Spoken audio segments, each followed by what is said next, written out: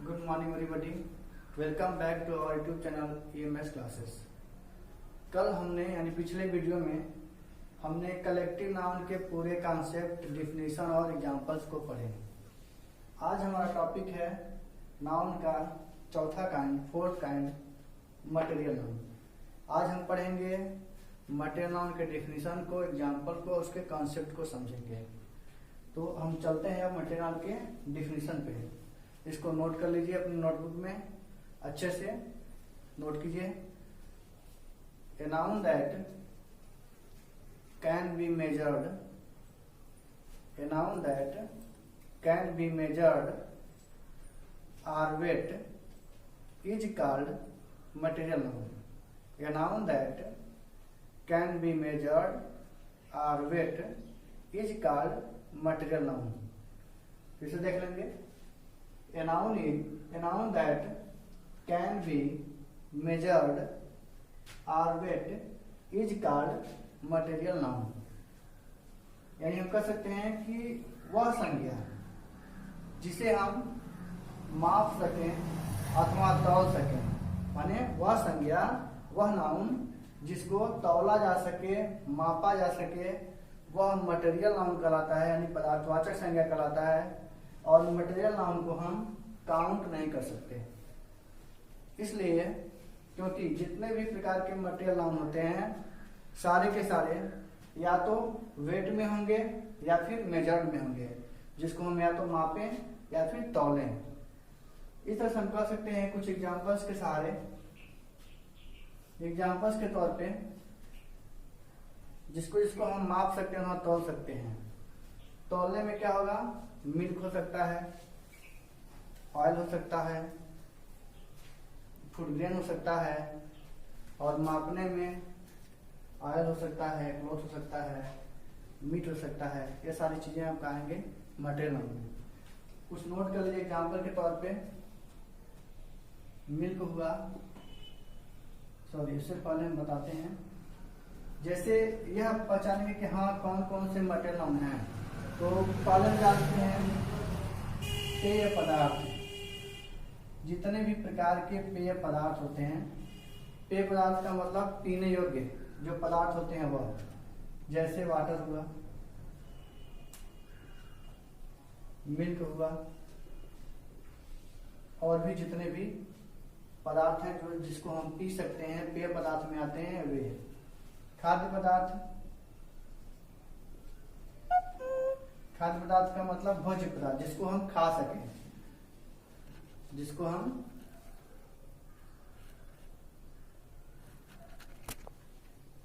ठीक है, यानी पेय पदार्थ में वाटर, मिल्क। खाद्य पदार्थ में जिसको हम भोजन के तौर पे ले सकें, खा सकें, वे खाद्य पदार्थ होंगे।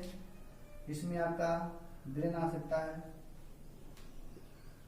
राइस, ग्रेन में सब आ जाएंगे, चाहे चावल हो, दाल हो, सब आ जाएंगे। तो ये पदार्थ हो गया खाद्य पदार्थ। तरल पदार्थ में देख लीजिए, तरल पदार्थ, तरल पदार्थ का मतलब जो तेल युक्त हो, ऑयल, ये सारे मटेरियल नाउन में है। और खनिज पदार्थ में आ जाइए,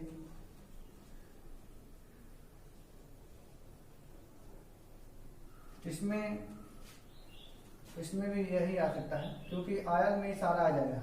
डीजल, पेट्रोल, मस्टर्ड ऑयल, जितने भी प्रकार के ऑयल होते हैं और अन्य जो पदार्थ होते हैं इसमें आ जाएंगे। ठीक। अब आता है मेटल, धातु में, यानी जो धातु होते हैं। धातु का मतलब सोना, चांदी, कापर, पीतल, तांबा, यह सब। इसमें मान लीजिए हम करते हैं गोल्ड। यह हम देख सकते हैं, कह सकते हैं कि grain, oil, gold, water, milk, जितने भी प्रकार के पदार्थ होते हैं ये सारे के सारे मटेरियल में आते हैं। ये सब मटेरियल नाउन हैं। ठीक है। अब हम आते हैं कुछ और एग्जांपल्स पे।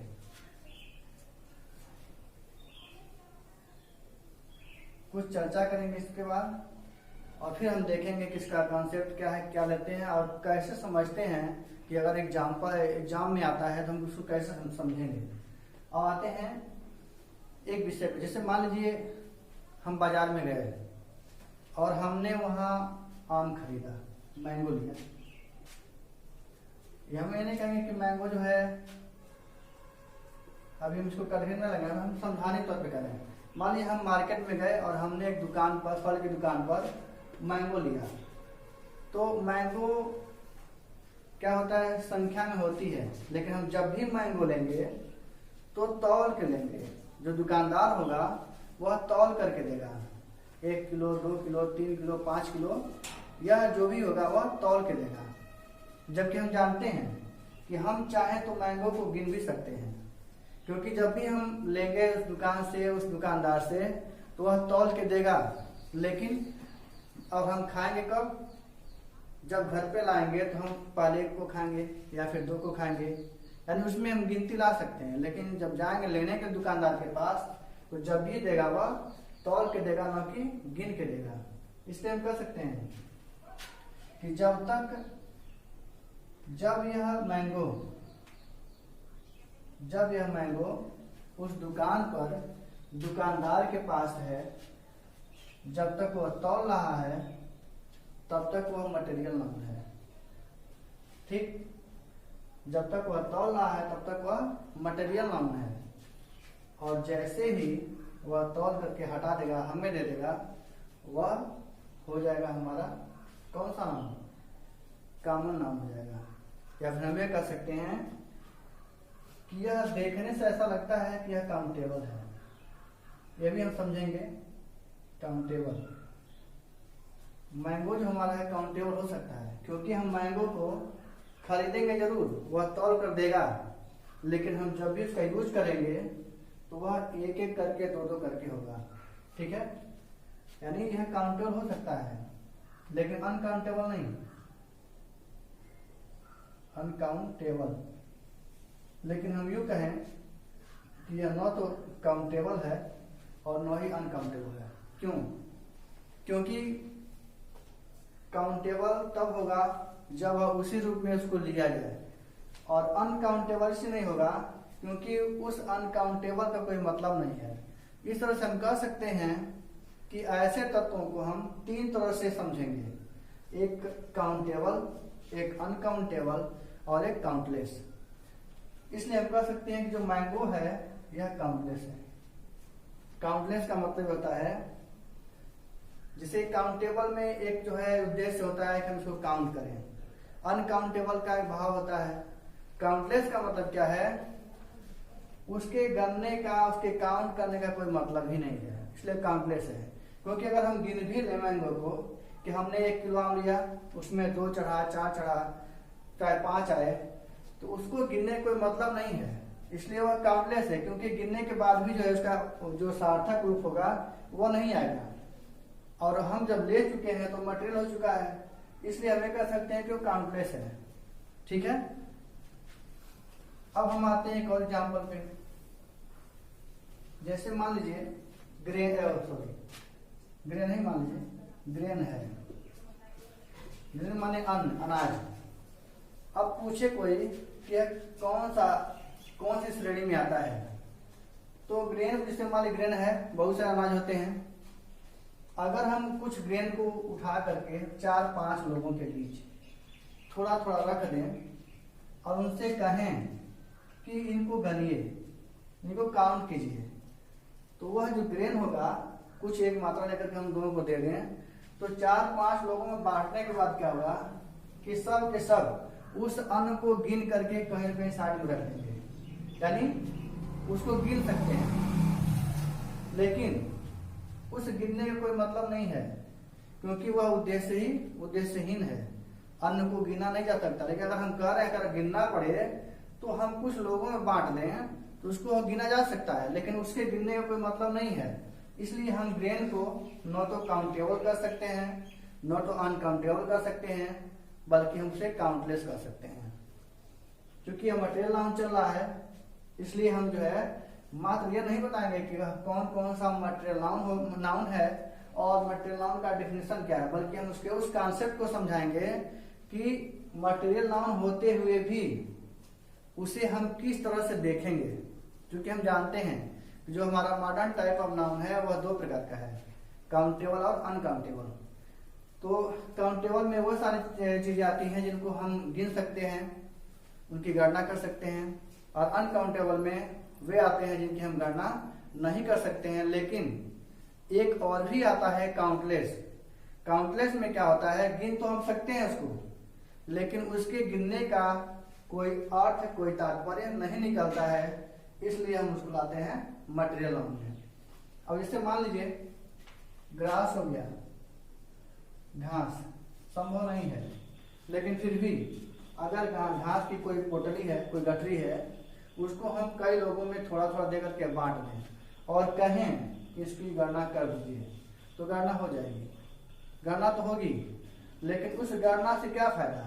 न तो हम उसको किसी श्रेणी में रख सकते हैं, न तो कैटेगरी में रख सकते हैं। अगर हम किसी को बताते भी हैं कि हमारे पास इतने घास हैं, तो इसका कोई मतलब नहीं निकलेगा। देखने वाला, सुनने वाला यही कहेगा कि बेवकूफ है।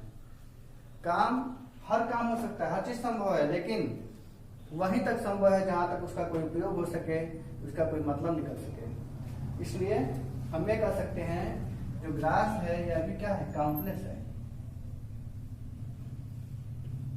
इसके कॉन्सेप्ट पे ध्यान देंगे कि हम क्या कह रहे हैं, क्योंकि जब भी कंपटीशन में बैठेंगे, जो एग्जाम आएंगे, जब क्वेश्चन आएंगे, वह ऐसे ही आएंगे और आपको हर चीजों को ध्यान देना पड़ेगा कि हम किस तरह से उस पर विचार करें, कैसे उसको छांटें। ठीक है, अब आते हैं मुद्रा पे, मनी पे। जैसे मान लीजिए मनी है, यह मनी है, तो मनी मतलब धन होता है।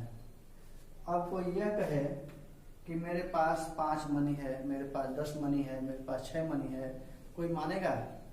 क्योंकि मनी तो कोई देखा ही नहीं।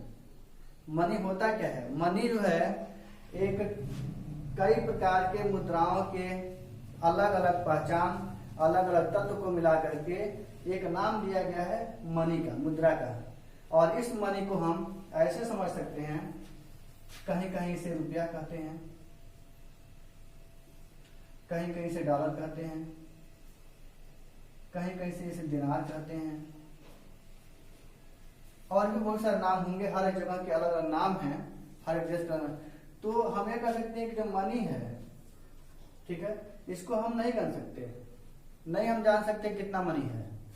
सरकार भी जब कोई नोट छापती है तो वह उसको पता होता है कि हमारे पास इतने हैं, इतने नोट हमने छापे हैं, लेकिन किसके पास कितना नोट है, कितना पैसा है, उसको नहीं मालूम। बस यही मालूम है कि उनके पास इतना धन है, उस धन में कितना है इसका अनुमान हम नहीं लगा सकते। हम नहीं बता सकते कि कितना धन, कितना मनी किसके पास है, क्योंकि यह कॉम्प्लेक्स रहेगा। हाँ, यह हम जरूर कर सकते हैं कि फला के पास इतने रुपए हैं, यानी हम उसको रुपए में व्यक्त कर सकते हैं। जैसे मान लीजिए कोई कह दे कि आई हैव 5 मनी, तो 5 मनी क्या है? मनी में तो बहुत कुछ आ जाएंगे, आपकी प्रॉपर्टी आ जाएगी, आपके जो है गोल्ड आ जाएंगे, लैंड आ जाएंगे, बहुत सारे हैं। लेकिन हम उसको कैसे मानेंगे? जब तक हम उसको किसी चीज में कन्वर्ट नहीं करेंगे, तब तक वह मनी को हम काउंट नहीं कर सकते हैं। अगर कोई कहे आई हैव 5 रुपीज, यह तो हो सकता है, यह हो सकता है आई हैव 5 रुपीज, क्योंकि 5 रुपए हम आराम से गिन सकते हैं, काउंटेबल में हो जाएगा। लेकिन अगर कोई कहे आई हैव 5 मनी, तो यह नहीं हो सकता है, क्योंकि वो मनी है क्या चीज? मनी तो कोई अनुमान नहीं लगा सकते। इसलिए हम रुपीज को तो गिन सकते हैं, डॉलर को गिन सकते हैं, लेकिन मनी को नहीं गिन सकते, मनी का अंदाजा नहीं लगा सकते। इसलिए जो भी वेल्थ होते हैं, प्रॉपर्टी होते हैं, मनी होते हैं, यह सारे के सारे काउंटलेस होते हैं।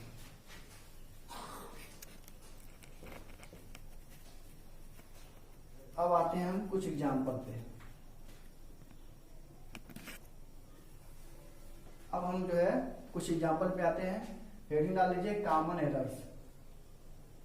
कॉमन एरर्स, इसमें कुछ ऐसे एग्जाम्पल बोले जाएंगे जो आपको पता करना है कि इसमें कौन सा सही है, कौन सा गलत है, कौन सा राइट है, कौन सा रॉन्ग है। नोट कीजिए। A fish can not live without water. A fish can not live without water. दूसरा है the fish can not live without water. The fish can not live without water. और अगला है fishes can not live without water. Fishes can not live without water. और अगला है fish can not live without water. एक बार फिर सुन लेंगे, fish can not live without water. और पांचवा है I have 5 golden pieces. I have 5 golden pieces. अब ध्यान देंगे बोर्ड पे, हम इसको नोट भी कर दे रहे हैं क्योंकि बाद में आपको नोट करने में और समझने में आसान रहेगा। पहला हमने बोला ए फिश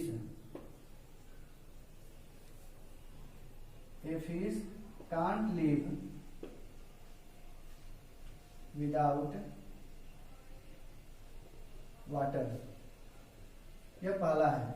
हमने दूसरा बोला द फिश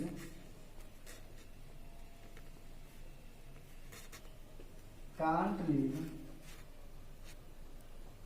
विदाउट वाटर। और तीसरा है fishes can't live without water. चौथा है fish can't live without water. और पांचवा है I have 5 golden pieces.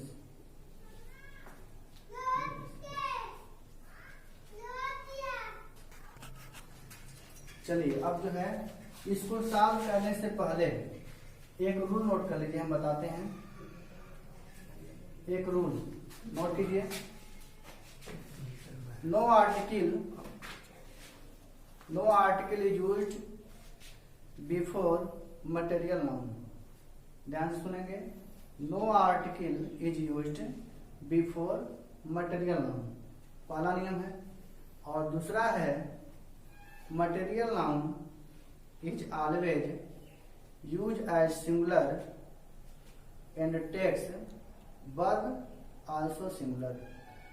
Material noun is used as singular and verb takes also singular. अब यहां ध्यान देंगे, हमने नियम में लिखाया कि no article is used before material noun, यानी मटेरियल नाउन के पहले किसी भी आर्टिकल का प्रयोग नहीं होता। और दूसरा हमने लिखा कि मटेरियल नाउन हमेशा सिंगुलर होता है और उसके साथ जो लगने वाला वर्ब होता है वह भी सिंगुलर होता है। अब इन दोनों नियमों को ध्यान से देखेंगे। पहले नियम के अनुसार मटेरियल नाउन के पहले किसी भी आर्टिकल का प्रयोग नहीं करेंगे। अब इस नियम के आधार पर हम देखेंगे, इसमें जो एग्जाम्पल है इसमें देखिए आर्टिकल ए है, इसमें आर्टिकल 2 है। पहले रूल के अनुसार ये दोनों गलत हो गए।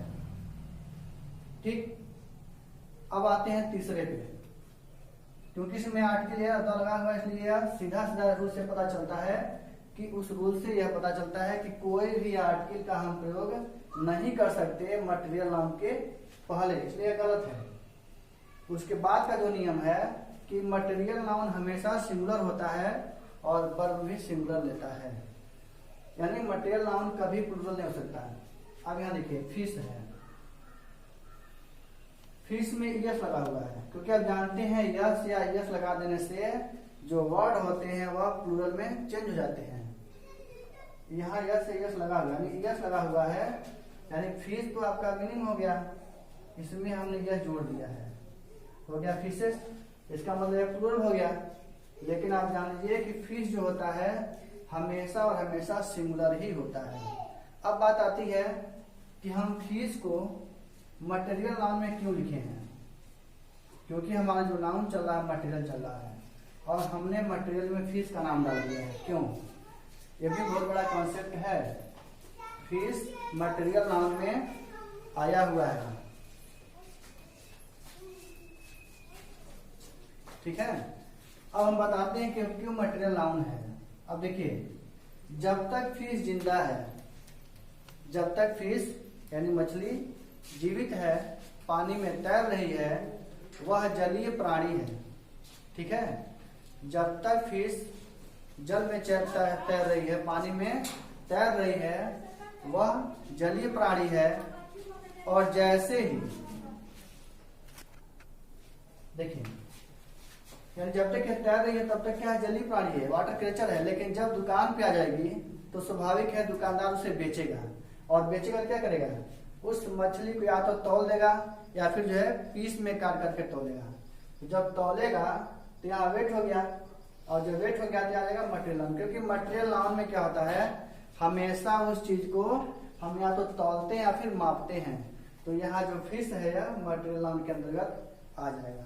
और फिश में कभी भी यस नहीं लगाते हैं, इसलिए यह भी गलत हो गया, तीसरा भी गलत हो गया। अब आते हैं चौथे पे, fish can not live without water. अब फिश यहाँ सिंगुलर है, वर्ब भी सिंगुलर है, तो यह हमें आपका सही हो जाएगा, यानी fish can not live without water सही है। पांचवें में आते हैं, आई हैव 5 गोल्डन पीसेस। अब देखिए, अगर यह पीस नहीं होता, सिर्फ यहाँ गोल्डन होता तो यह गलत था, ठीक ना।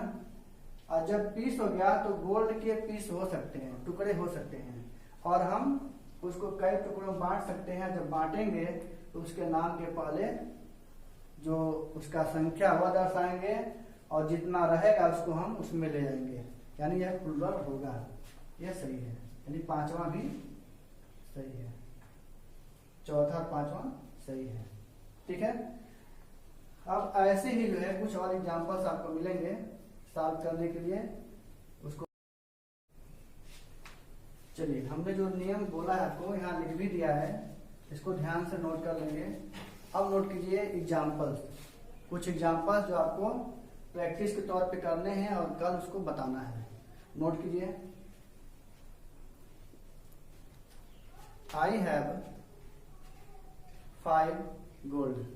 पहला है आई हैव 5 गोल्ड। दूसरा है milks are very sweet. Milks are very sweet. तीसरा है the gold is very valuable thing. The gold is very valuable thing. और अगला है I have 5 money in my pocket. I have 5 money in my pocket. उसको आप जो घर पर जाकर के प्रैक्टिस करेंगे, जो भी नहीं समझ में आएगा कमेंट बॉक्स में लिखेंगे, और अगले दिन फिर से हमसे कांटेक्ट करेंगे। और कांटेक्ट के लिए हमारा नंबर नोट कर लें। जब भी कोई दिक्कत हो तो आप जो है हमारे व्हाट्सएप नंबर से भी हमें कांटेक्ट कर सकते हैं। नोट कर लें नंबर 8126798226 8112679826। ये हमारा व्हाट्सएप नंबर है। जब भी कोई दिक्कत हो, ना समझ में आए, ना आपका नेट चले उस समय, तो हमें कांटेक्ट कर सकते हैं और हम उसके बारे में आपको सॉल्यूशन बता सकते हैं। आज के लिए बस इतना ही। अब हम मिलते हैं अगले दिन अगले वीडियो में।